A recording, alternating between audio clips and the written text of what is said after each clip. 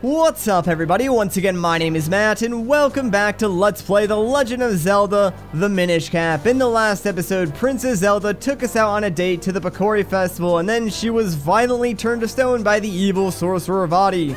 So now, the King of Hyrule has ordered us, a small innocent child with no special training, to go out into the big bad world of Hyrule that is now infested with monsters, by the way, thanks to Vati opening that chest that sealed them away, and find a group of teeny tiny forest dwelling people and get them to repair a magical sword to break the curse. Yeah, when you say it out loud, it sounds really stupid, but that's what we're about to do. And hey, check it out, it's the carpenters from Ocarina of Time. Or perhaps the carpenters from Ocarina of Time are from the Minish Cap, because this game does actually take place before Ocarina in the Zelda timeline. In general though, this game does have a lot of references to Ocarina in terms of the characters, sounds, and even music. Like for instance, I think all of Link's voice clips are just compressed, like bit-crushed versions of Link's voice clips from Ocarina of Time, and is that a freaking pile of minions? Oh my god. Alright, you know what? We're gonna kill every single tower of minions that we encounter because, I don't know about you guys, but I am sick of seeing those stupid yellow overall wearing, overly used in commercial marketing, only funny to 40-year-old Facebook moms and small children atrocities that DreamWorks Animation unfortunately created. Like, they went from being a side character in one movie to now having their own freaking franchise. And I swear, like, you can't go a single day now without seeing a reference to them somewhere. It's kind of the point now where even if at any point in my entire life I did find them enjoyable or funny, it's so oversaturated that now I just can't even stand the sight of them. My hate for minions aside, how about a bit of trivia about this game? I am sure by now most people who have played it are aware that this isn't exactly a Zelda game developed by Nintendo. Nintendo did in fact publish this game, but the actual development was done by Capcom. And this wasn't the first time that Capcom had made a Zelda game either. I believe they also worked on Oracle of Ages and Seasons. But here's the thing. I've played a lot of Zelda games, basically all of them at this point, and to me, the differences in this game and pretty much any other Nintendo developed and published Zelda game are very apparent. Like, the games just have a different overall feel and how they control and sort of how Link is attached to that world. It's hard to explain in words, but I think anyone who's played enough Zelda can sort of spot and more importantly feel the differences almost immediately. Now that's not to say any one game is better than the other. I think the best possible way of putting it is Minish Cap isn't a bad game or even a bad Zelda game. It's just not a Zelda game that I prefer to play, if that makes any sense. Like, I just feel like there's something missing, and it's really hard to put into words what that is, so it's kind of something you need to just, like, feel and experience as you play the game.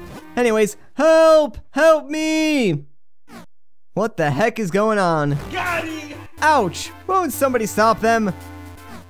Got him! Ow, ow! Help! Somebody! Can't anybody hear me? Well, it seems some Octoroks are attacking that weird hat-looking thing, but first things first, right over here is our first piece of heart.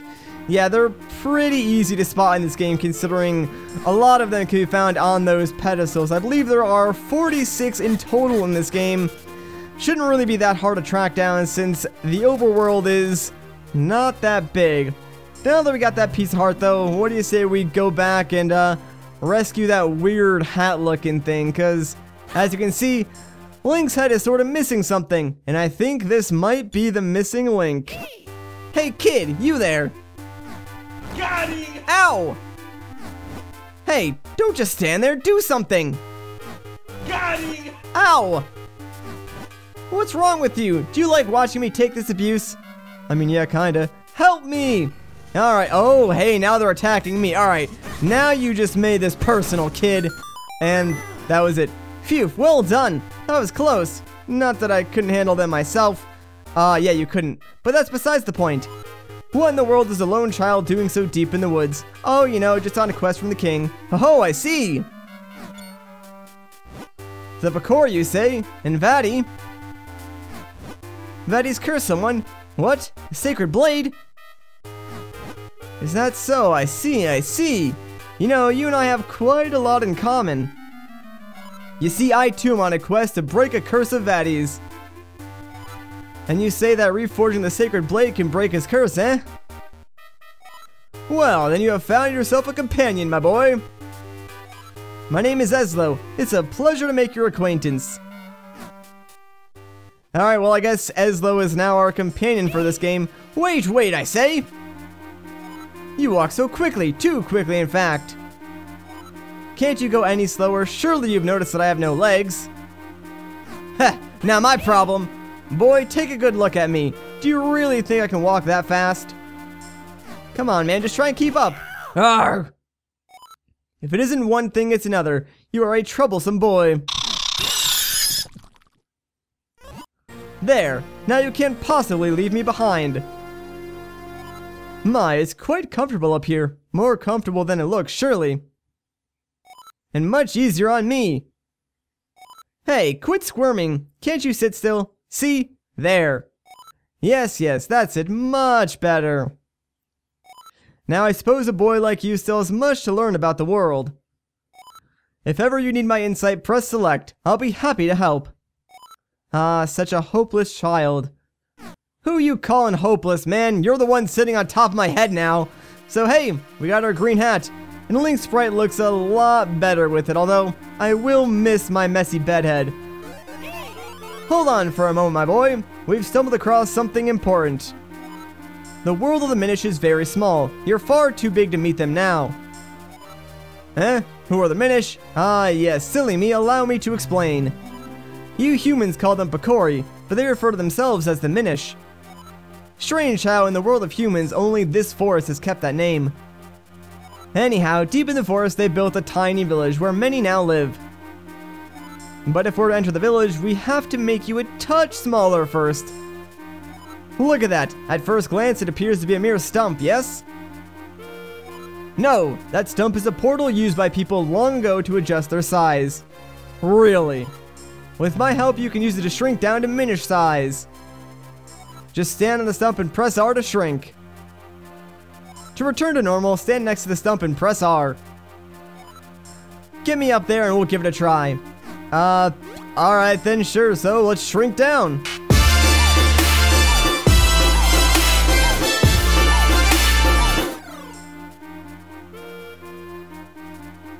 Yo, those were some sick beats, my man Ezlo.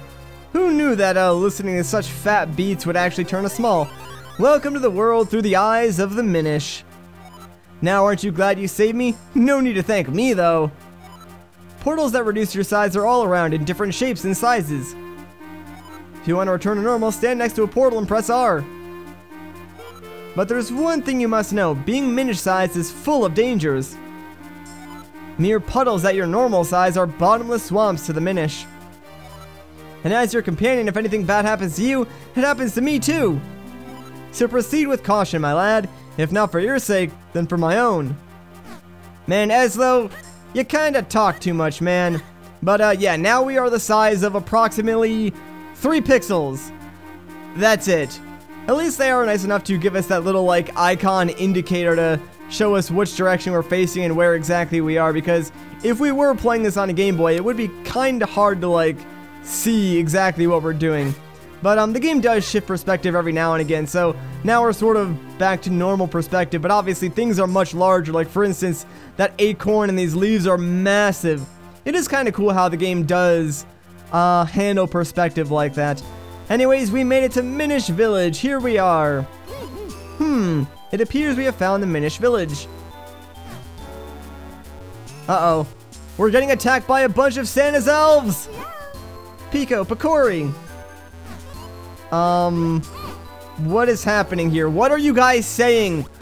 I can't understand a single thing. You guys just sound like Pokemon. Okay, they're gone. I gather it's been quite some time since I last saw a human. What's that? You didn't understand what they were saying just now? Ah, yes, that was the language of the Minish. It's a little different from the dialect I'm most familiar with. I'm afraid I didn't catch most of what they said myself. but perhaps there is someone here who understands your language.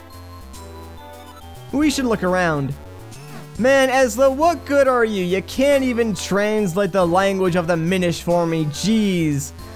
Alright, so we should probably find someone who speaks normal English. But first things first, if we head off here to the right, I believe we can find ourselves another secret. And of course, that is another piece of heart. So 2 more, and we can get ourselves another heart container. Not bad. You know, I am giving Ezlo like a lot of crap, and besides talking a little too much, I think he is one of the better Zelda companions just because he does have a bit of personality, and you can't say that for a lot of them.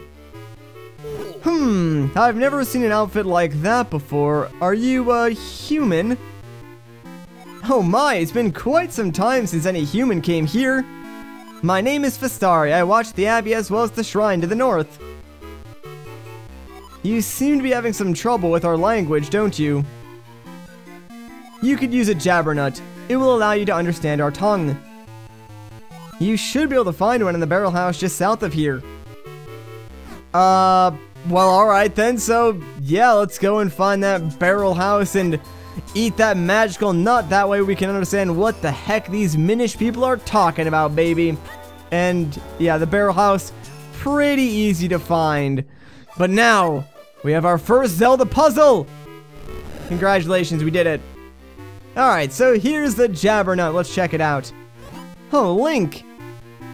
This must be the jabbernut Festari told you about.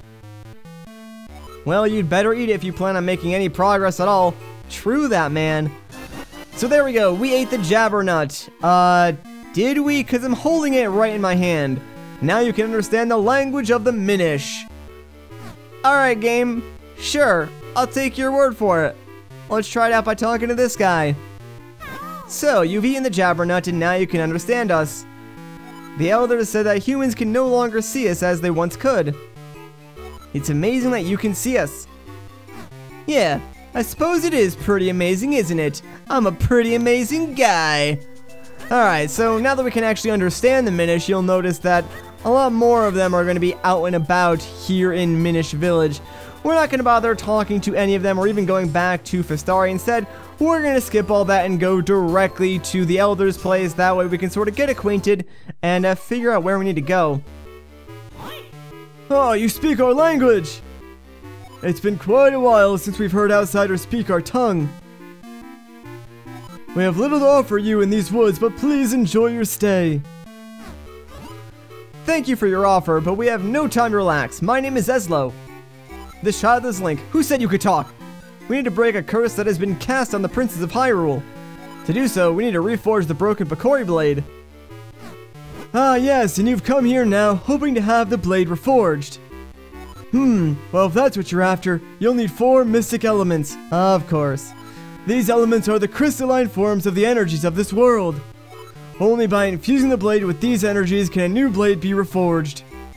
Here, give me your map. I can mark where these elements can be found. It's never that simple, guys. Well, at least one of the elements is close to where we are currently. The earth element can be found in the shrine to the north of Festari's Abbey. Speak with Festari. He will show you the path to the shrine's entrance. Go with caution. Evil creatures have lately made their home in our shrine. Return to me at once after you have found the earth element. I'll think about it, old man. I'll think about it. Alright, so back to Festari, I guess, and then we can make our way to the very first shrine, which is in fact the first temple. So thankfully, we're basically done with all the story stuff for now. You wish to go to the shrine? Very well, this way. Well, that was pretty simple. Vile beasts have settled in recently. Be careful, it's quite dangerous. Don't worry, man. I got a sword and a teeny tiny shield. I'll be just fine. So yeah, if we head up here, check it out. We're back to where we were before. Like, this is where we found that heart piece. And now that we're small, we can sort of like enter the courtyard of the shrine. Although if we were big, we probably could have just like stepped over this and crushed the entire temple. But of course, the game is not going to let us do that.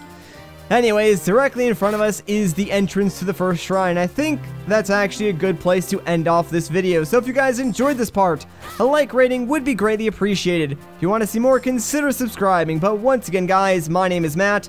Thank you so much for watching, and I'll catch you in the next one.